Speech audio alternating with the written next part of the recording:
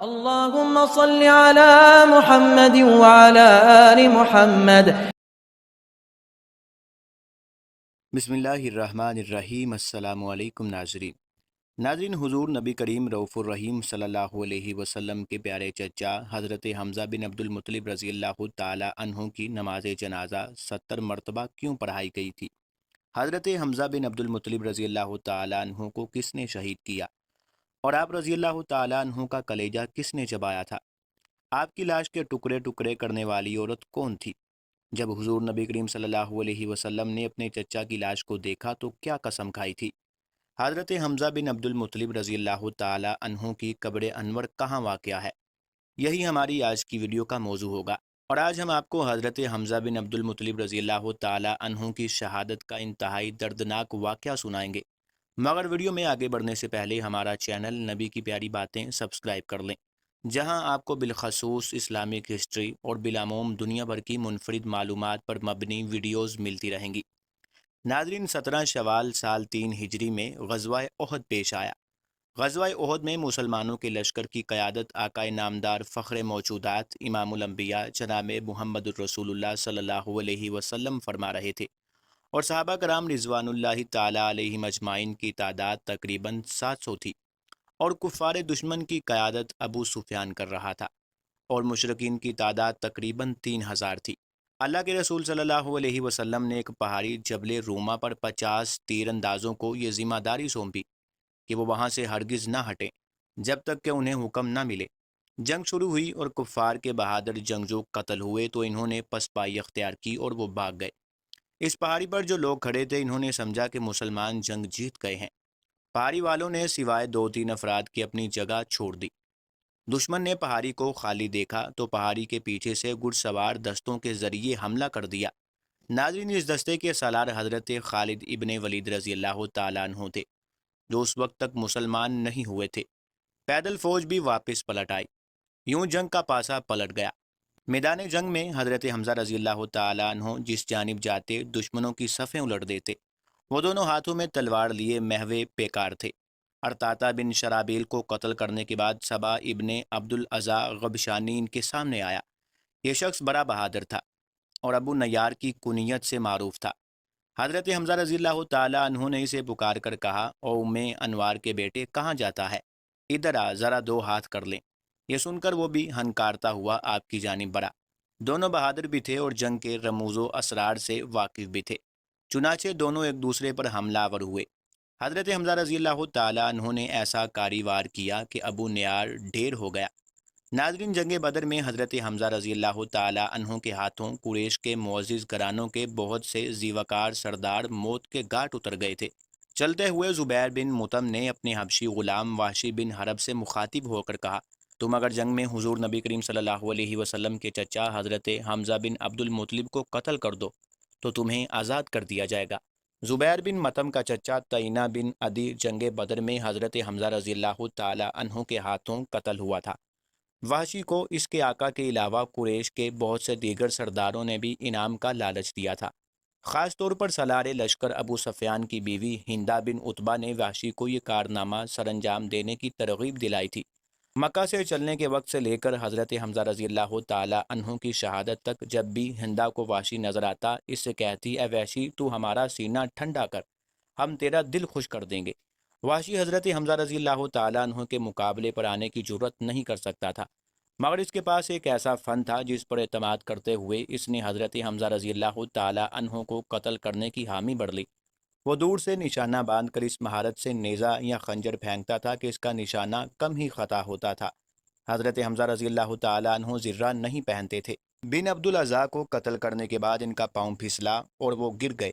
اٹھنے لگے تو پتھر کی اور سے وحشی نے نیزہ پھینکا جو ان کی ناف کے نیچے لگا اور جسم کے پار ہو گیا۔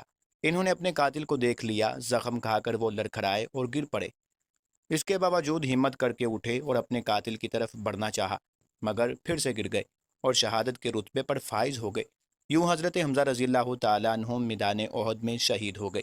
حضرت حمزہ رضی اللہ تعالیٰ عنہ کی شہادت پر کفار نے بے پناہ خوشیاں منائیں۔ ہندہ نے حضرت حمزہ رضی اللہ تعالیٰ عنہ کی لاش کی بے حرمتی کی، یعنی ناک اور کان کاٹ لیے، پیٹ چاک کر کے جگر اور کلیجہ نکال لیا۔ جگر کے ٹکڑے چبانا چاہے مگر نگل نہ سکی۔ ناک، کان اور دیگر اعضائے جسم کا ہاڑ پرو کر گلے میں ڈال لیا۔ وہ خوشی سے جھوم اٹھی اور اس نے کہا کہ ہم نے تم سے یوم بدر کا بدلہ لے لیا ہے، اور ایک جنگ کے بعد دوسری جنگ کے شعلے تو بڑکتے ہی ہیں۔ مجھے اپنے باپ اتبا کے قتل پر اور اپنے بھائی ولید اور چچا شیبہ اور اپنے بیٹے بکر کی جدائی پر صبر اور چین نہیں آتا تھا۔ آج میرا دل مطمئن ہو گیا ہے، میں نے اپنی مانی ہوئی نظر پوری کر لی ہے۔ اے وحشی، تو نے میرے سینے کا غم دور کر دیا ہے اور میرے دکھوں کا مداوا مہیا کر دیا ہے۔ وحشی کے احسان کا شکر ساری عمر کے لیے میرے اوپر واجب ہو گیا ہے، جو میں ہمیشہ ادا کرتی رہوں گی، یہاں تک کہ میری ہڈیاں قبر میں گل سڑ جائیں۔ ناظرین، جب حضور نبی کریم صلی اللہ علیہ وسلم نے اپنے پیارے چچا کی لاش کے ٹکڑے میدان میں بکھرے ہوئے دیکھے تو آپ کی آنکھوں میں آنسو آ گئے۔ فرتے غم سے آپ ایسے بے قرار ہوئے، تمام صحابہ بھی رونے لگے۔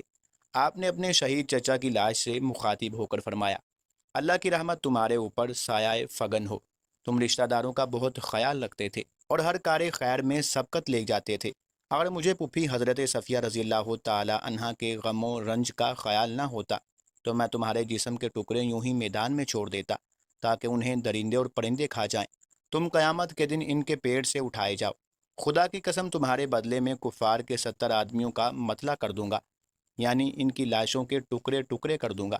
ناظرین کرام، آقا لجپال آقا صلی اللہ علیہ وسلم کے اس ارادے پر رب قدیر کی طرف سے آپ کو وحی کے ذریعے تدبیر کی گئی، اور قرآن مجید فرقان حمید کی سورہ نخل کی آیت نمبر 126 میں اللہ رب العزت نے ارشاد فرمایا، اور اگر تم سزا دو ویسی ہی سزا دو جیسے تمہیں اذیت پہنچائی گئی، اور اگر تم صبر کرو تو بلا شبہ صبر کرنے والوں کے لیے صبر ہی اچھا ہے، اور تم صبر کرو اور تمہارا صبر کرنا خاص اللہ ہی کی توفیق سے ہے۔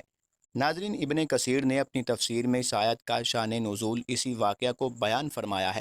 اس حکم ربانی کے بعد آپ نے ارادہ ترک کر دیا اور قسم کا کفارہ ادا فرمایا۔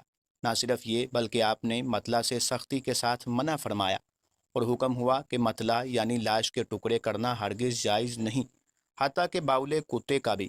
حضور نبی کریم صلی اللہ علیہ وسلم کا دل سخت غمگین تھا۔ اس موقع پر اللہ تعالیٰ نے صبر کی تلقین بھی فرمائی اور آپ کے زخموں پر مرہم بھی رکھا۔ آپ نے ارشاد فرمایا، مجھے جبرائیل امین نے خوشخبری سنائی ہے کہ حمزہ بن عبد المطلب رضی اللہ تعالی عنہ کو 7 آسمانوں پر اور جنت الفردوس میں اسد اللہ و اسد الرسول لکھ دیا گیا ہے، یعنی اللہ اور رسول اللہ کا شعر۔ حضرت حمزہ رضی اللہ تعالیٰ عنہ کی بہن حضرت صفیہ رضی اللہ تعالیٰ عنہ بنت عبد المطلب جنگ کی خبر سننے کے بعد مدینہ منورہ سے احد کی طرف روانہ ہو گئیں۔ جب حضور کو پتہ چلا تو آپ صلی اللہ علیہ وسلم نے حضرت صفیہ کے بیٹے حضرت زبیر رضی اللہ تعالیٰ عنہ کو حکم دیا کہ وہ انہیں میدان جنگ سے دور ہی روک لیں اور مدینہ واپس چلے جائیں، کیونکہ اگر وہ اپنے بھائی کی مطلع شدہ لاش کو دیکھیں گی تو صبر کا بندھن ٹوٹ جائے گا۔ جب ان کے بیٹے نے انہیں واپس جانے کے لیے کہا، انہوں نے فرمایا، میں اپنے بھائی کے بارے میں ساری خبر سن چکی ہوں، میں جانتی ہوں کہ یہ اللہ کی راہ میں دی گئی عظیم قربانی ہے، میں جاہلیت کے طور طریقوں سے متنفر ہوں، میں نہ بین کروں گی اور نہ گریبان پھاڑوں گی۔ چنانچہ حضور اکرم صلی اللہ علیہ وسلم نے انہیں میدان میں آنے کی اجازت دے دی۔ جب عزیز بھائی، پیارے بھائی کے جسم کے ٹکڑے بکھرے ہوئے دیکھے تو آنکھوں سے آنسوں کا سیل روانہ ہو گیا، مگر زبان سے انا للہ و انا الیہ راجعون کے الفاظ ہی بار بار نکل رہے تھے۔ پھر اللہ رب العزت سے التجا کی، اے پروردگار عالم، یہ قربانی تیری راہ میں دی گئی ہے تو اسے قبول فرما۔ اس کے بعد حضرت صفیہ رضی اللہ تعالی عنہا حضور نبی کریم صلی اللہ علیہ وسلم کے حکم سے واپس مدینہ چلی گئیں۔ ناظرین، حضرت حمزہ رضی اللہ تعالی عنہ کے جسم کے ٹکڑوں کو جمع کیا گیا اور کفن پہنا کر جنازے کے لیے صفوں کے سامنے رکھ دیا گیا۔ حضرت صفیہ رضی اللہ تعالی عنہا نے جاتے ہوئے اپنے بیٹے زبیر کو 2 چادریں دی اور فرمایا، اپنے ماموں کو ان چادروں میں دفنا دینا۔ حضرت زبیر نے دیکھا کہ انصاری صحابی شہید ہو گئے تھے جن کے جسم پر معمولی کپڑے تھے۔